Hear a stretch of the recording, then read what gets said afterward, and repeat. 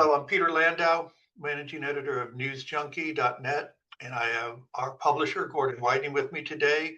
He recently sent out a newsletter seeking support for the Internet Archive and its Wayback machine, which major publishers are seeking to stop allowing it to scrub their sites, which is a problem. And I'd like to get into that now.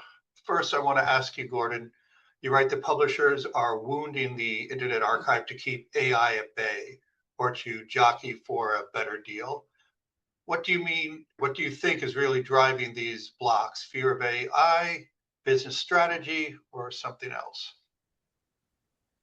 I don't know precisely, but there's a lot of money at play. Jeff Bezos owns the Washington Post. He would certainly be a person that you would assume would know all the dimensions of the deal, the matter at hand. I would say they're probably trying to engineer some sort of rights and payment for rights deal. The publishers of newspapers, news organizations. I don't know what it is, but it has to be something like that. And what they're doing by enjoining or cease and desist or whatever legal maneuvers they're making with the Internet Archive and the Wayback machine, those are there to close off backdoor. The less leaky you make it, the more power you have at the table when you're negotiating with the other side. You do acknowledge that the publishers have a legitimate concern regarding AI companies scraping their work. Where do you think their argument stops making sense? Well, they're acting unilaterally. There's certainly ways to cooperate here for the purposes of the Internet Archive's needs, which serve a public good. So it doesn't make sense in that they're just saying, oh, you can't do that anymore because that's our stuff. It's disingenuous. Why is the Wayback Machine different from a commercial AI scraper? What do you think publishers are missing when they treat preservation and extraction as the same thing? That is a really good question because functionally they are exactly the same. But it's really the intention. We have laws about how libraries can make a book available to the public without further compensation after buying the book. And there are fair use laws. You can make quotations within another document under the fair use laws. There's statutes and policies and all kinds of regulation. We just need to bring it forward because the playing field has changed. And that's what Congress is there for, to adapt ourselves into the modern age. Each age is the modern age. So that's the job at hand. Speaking of the modern age, the internet is, as you describe it, a commons. What does that mean in practical terms? How should the idea shape the responsibility of publishers, archives, and platforms? Well, not everything is a commons. So that's the first thing to understand. I mean, the internet, it's not hard to make the case that it was built with public monies and a great amount of cooperation, not just American, but just a terrific amount of cooperation from interested parties, governments, organizations, universities all over the world, individuals. So it's a commons. A railroad originally was not. There are other things that are done privately that you would make the investment, you own the system. And this is not that. So first of all, grasp the definition of those different types of distribution, storage and distribution possibilities. But this is a commons. And in as much as it is, a corporation, a private entity is entitled to use it. However, you can't set the rules. So you could go in a lot of directions about, well, yes, but it's illegal to use somebody else's material. Yes, that's true. And in this case, they're telling the Wayback Machine, don't do this anymore. It's kind of selective prosecution. There's a lot of ways that the New York Times material or the Washington Post gets out there. And by hitting the Internet Archive and the Wayback Machine, they're making a big hurt when maybe sitting down at the table would be a better solution. A lot of people think that if the New York Times wants to control its own archives, why shouldn't it? What's your answer to that? They should control their own archives, but we have copyright laws. Things go into public domain. Eventually, your archive, you may still have it in your digital, well, even paper, you may still have it, but at a certain point, the public is entitled to use it without restriction after copyright. So that's another thing to understand is it's not forever, even though you paid, you as the company or the inheritors of that company, that institution paid to have that made that investment. But after a period of time, this is copyright law, it becomes public. Okay. So the New York Times and others, they're entitled to protect it, but nobody forced them to use the internet. They did not use the internet very much in the 90s. It was very selective. Why did publishers not use it, even though it was there well into the early 2000s? They were chary about using the internet because they found it to be too leaky in terms of getting any money out of it. So they were very slow to use it. Now it's their main channel. Nobody forced you. It's the main channel. You use it ubiquitously, and you want to set some sort of policy and rules that change the nature of this open access system. How do journalists themselves rely on the Wayback Machine in ways the public might not realize? Can you talk about why archive pages matter for verification, accountability, and corrections to the public record? Digital isn't paper. You do a paper, you write a high school report, you do something, and you turn it in, but then you go back and you make a change. It's easy to do. There's a million ways that words get changed, paragraphs get changed, things get taken out, things get put in after it's published, way after it's published. This happens all the time. In journalism, it's a very dangerous thing. When you make it print, there will be a print copy in a library, in a archive someplace, but not necessarily digitally. I mean, I'm laying this out in some detail because this is a problem. This is why journalists use for accountability the Internet Archive. You can see a version that maybe is no longer, that story from some publication might still be there, or a statement from somebody, but it's different. What was the original? It could be that the original was wrong and a correction was made. But there's also the possibility that a change was done to hide something, cover up, or change the political message. The Internet Archive and the Wayback Machine are there, whereas paper, that problem isn't the same with digital. It's very ephemeral, and the snapshot makes documentation. In the newsletter, you connect the fight to ebook pricing and library access. What's the common thread between blocking web archives and restrictive ebook licensing? Corporate copyright hegemony, more restrictive, using technology to encase their materials into better gatekeeping and limitations so that you have to pay and pay again.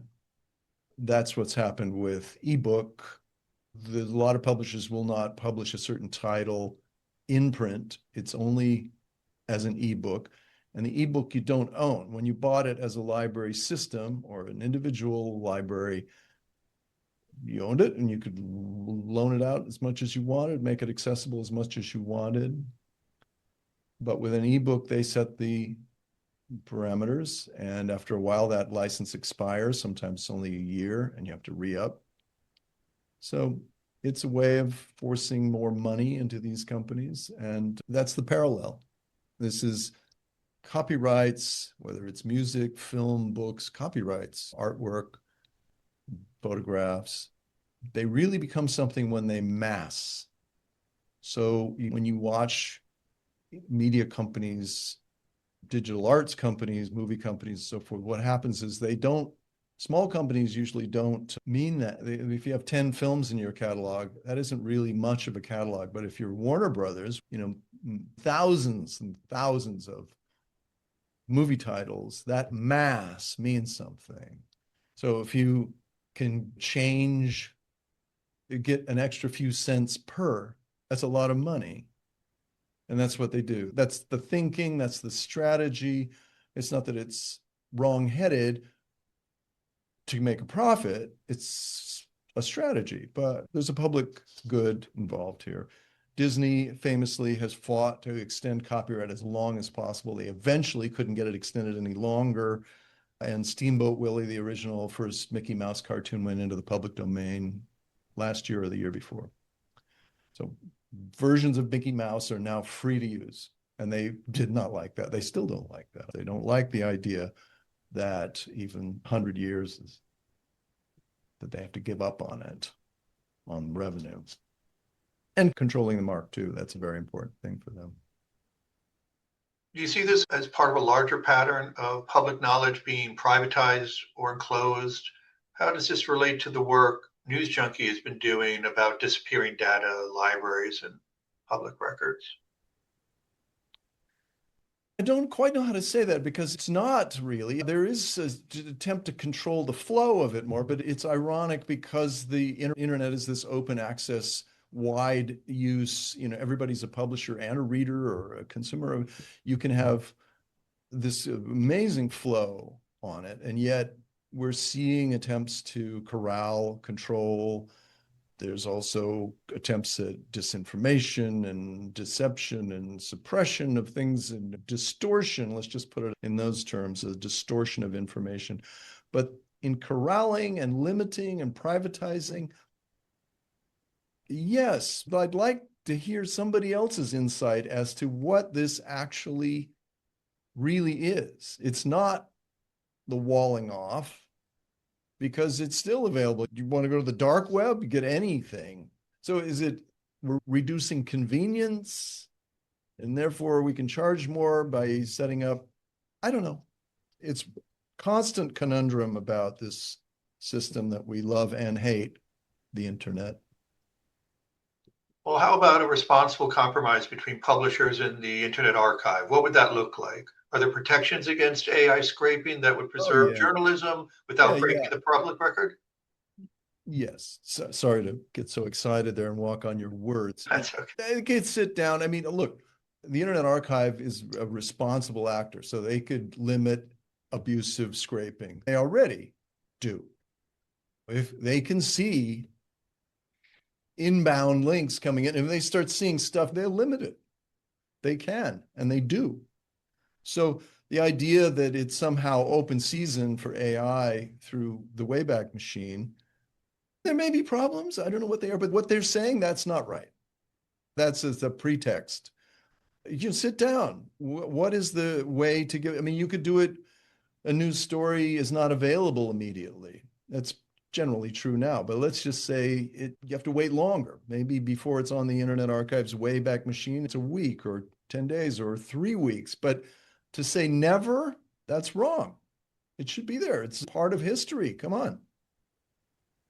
And you, in the newsletter, you call on the knowledge sector to speak out. Who exactly needs to be louder right now? Journalists or librarians, researchers, funders, universities? Journalists are there to be a voice, but all of us, we're louder as a chorus. Let's get together, drop in at Prairie Fire at Newsjunkie and sign up for the newsletter and stay up on this. There's a lot of developments going on all through the knowledge sector, whether it's research and science or voter activism and protection of voting access, or whether it's the science is both pure and applied. The attacks have been on both pure and applied. What is the difference? Theoretical physics is theoretical. You're not doing any field work on theoretical physics, but sampling water in Flint, Michigan is applied. You have scientists working on that. And the water and air issues there are organizations all over the world, both government and non-governmental, that are working on the problems of water and air. There's also soil and agri, stuff. It's going. There are people that you wouldn't think would be of the same stripe, and they are, because of this matter of access to information and the threat to access to information, threat to funding of preservation of further science, and also preservation of that science. So this is all, we're all in this together, and let's be a loud chorus challenging these attacks. And you might have already answered my next question then, because outside of archivists or journalists, why should people be caring if a newspaper blocks the Wayback Machine? Well, I'm sure we could find a metaphor, how would you feel if, the half of the streets in your neighborhood were suddenly you couldn't drive on them, just other people can. Or, the magazine and history sections of your library were closed off unless you had a special access pass. I don't think we need that metaphor. Why, in the internet age, should we settle for less access to knowledge? Finally, if you could say one thing directly to major publishers blocking the Wayback Machine, what would it be? It's in your interest to work with the Wayback Machine. You want your information to be talked about, to be read, to be listened to be viewed. You need to make a profit. We all understand that. Don't block it. If you do, you're walling yourself off. What was the Edgar Allan Poe story? They tried to wall it off, Mask of Red Death. It doesn't work. You can't really do it. Remember the Soviet Union? It doesn't work. Don't be the Soviet Union. Thank you very much. If people want to support the Wayback Machine, I will add a link to a petition that's going around online that they Yes, can Fight for the sign. Future. It's called Fight for the Future. I'll add it to the description of this video. Thanks again, Gordon. Have a good day. Thank you, Peter.